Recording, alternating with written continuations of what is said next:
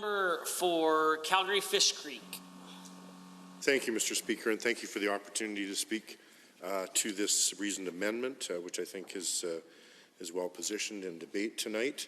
Mr. Speaker, I just want to share some things here, and you know what, I want to start out by saying, you know what, we have a caucus and colleagues and friends here, but we also have, you know, back in our constituencies, our boards, our members, and which make up the members of the broader party, and of course our constituents. And I'm thinking of them tonight here as we're debating this issue here.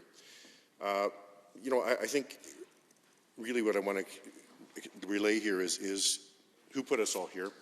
Well, guess what? It's the voters and really our supporters, the volunteers that put us here, the people that are sitting on our boards. We had a board meeting in my constituency tonight and had to send my regrets to that. So those people are out there supporting us and really giving us advice as we move through this process to make sure we're representing them and the membership and then the broader constituents we have back at home.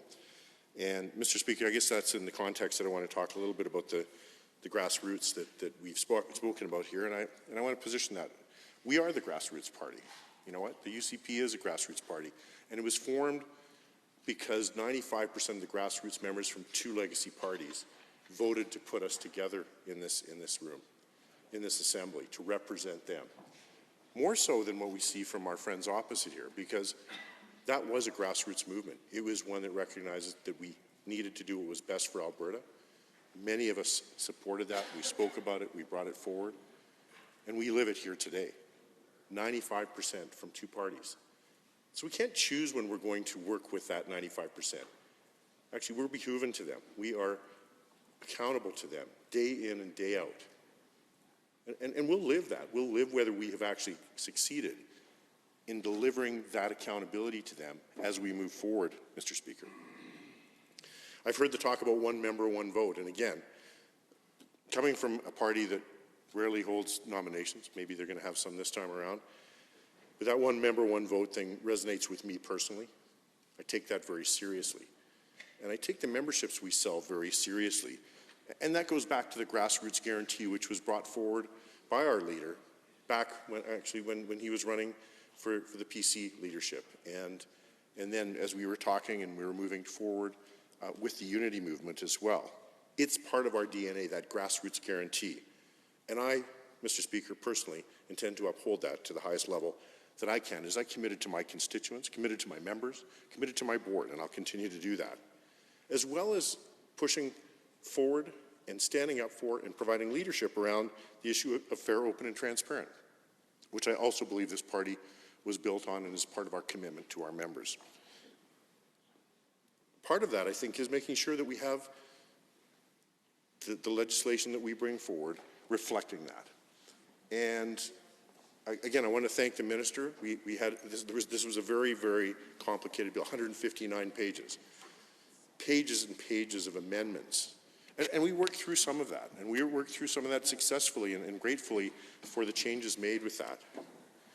But we didn't get to one of those opportunities to amend this bill with a few words, quite frankly, that was was going to be brought forward by the member from Bonneville-Cold Lake, and I appreciate this is something that was done, hard work on the fly, no staff supports really, done by the grassroots, us, here in this party, in this building. And we didn't get a chance to get there.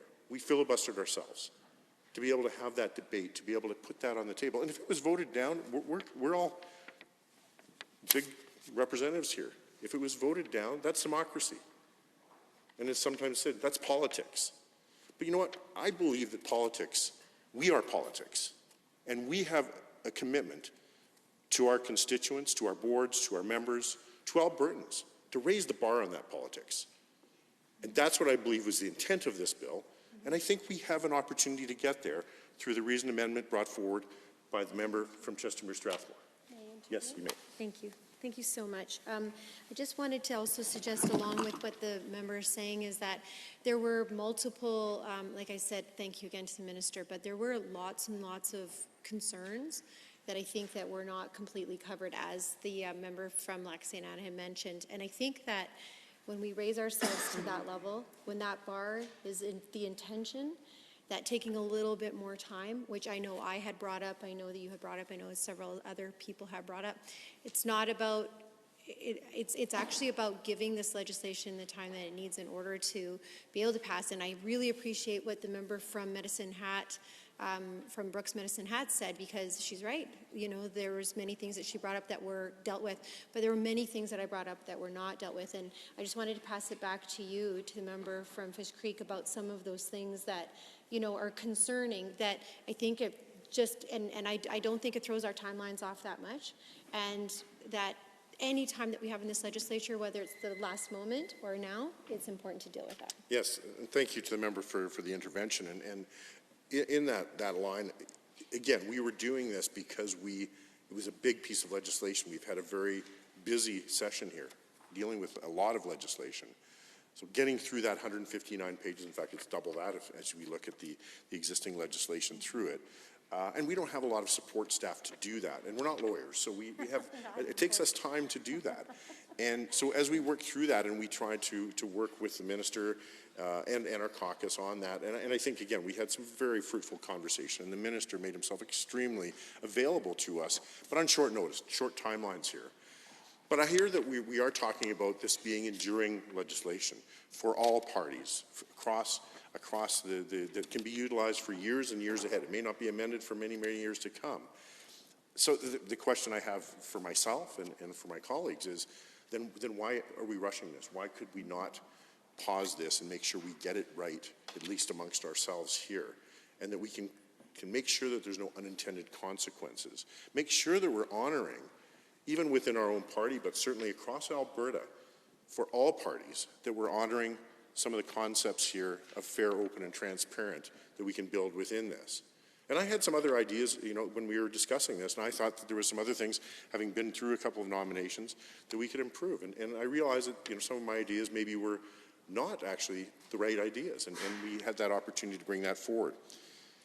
But what I'd like to, again, the idea of us raising the bar here, the idea of us really living and bringing forward the opportunity to improve this legislation to the best way we can do it so that it can be enduring.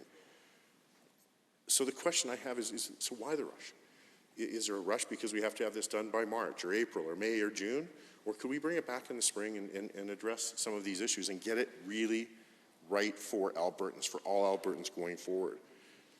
Can we raise that bar? And Mr. Speaker, I look at this, the consent issue here that we were talking about earlier that has not made it to an amendment on the table, but I believe that consent needs to be brought in because, you know, an individual can buy 422 memberships. I mean, so 5 people do that, and you've got over 2,000 memberships in a constituency. Well, that'll wipe out the grassroots if that's brought in, particularly if without consent, without the consent of an individual to put that in there. And those few words mean a lot, I believe, to what this legislation could mean. And I wish we could, you know, move forward. But I have concerns, Mr. Speaker, that we change this in the legislation, that becomes the bar. That is the bar.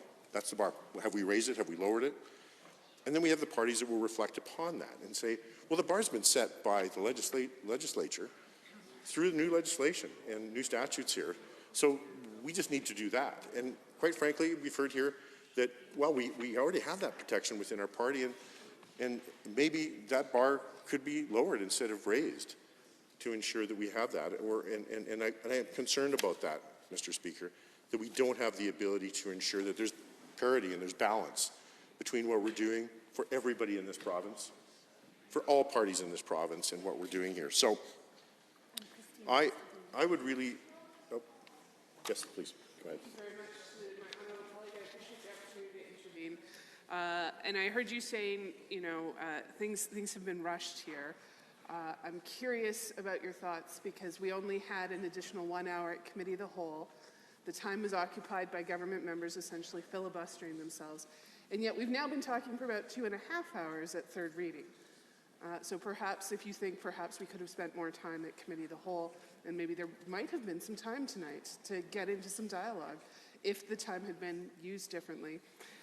And then I'm also curious, because we're talking about why the rush, the nomination contest that's happening up in Fort McMurray right away, do you think that these changes are being rushed through now and it may have an impact on that nomination contest because that between now and spring, that is the thing, and it's happening right away.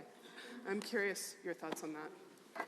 Thank you to the member for your intervention. And, you know, I'm saddened that we didn't have an opportunity to bring some of the other amendments, and may not have been just one from member from Bonneville Cold Lake. There may have been others from other parties here. There could have been multiple. Give us an opportunity for robust debate, and I'm concerned that was the way that we addressed it. But you know, that was the will of the House here, and I'm okay with that.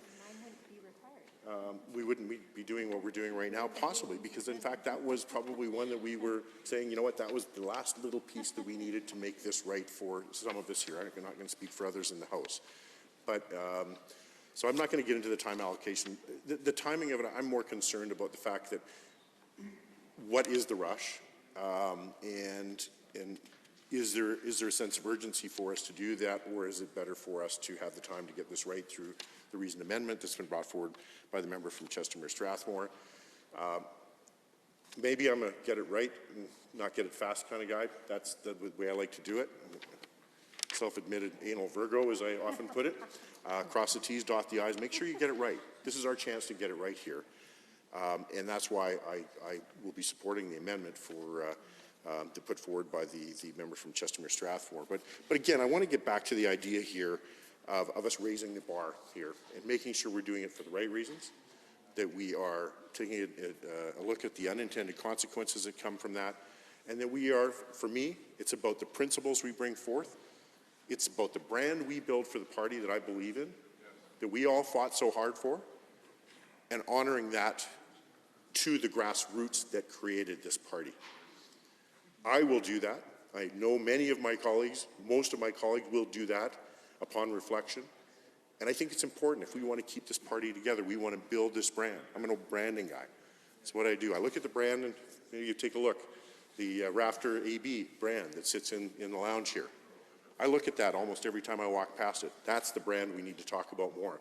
The brand of Alberta. The brand of Alberta energy. The brand of Alberta agriculture. The brand of us in this House. And we will be judged on how we act and the principles we bring to the table, on whether that brand is a trustworthy one. Whether we are the trustworthy people that are representing that brand. Whether we are honoring that grassroots that put us here. So, Mr. Speaker, it's an opportunity here really just to share my own principles and the way I view that, in the role that we play in this, the role we play in passing every piece of legislation in this building. And I just believe that this amendment here is one that could be passed and brought forward so that we can actually take that time to cross that last T and dot the last I. Thank you, Mr. Speaker.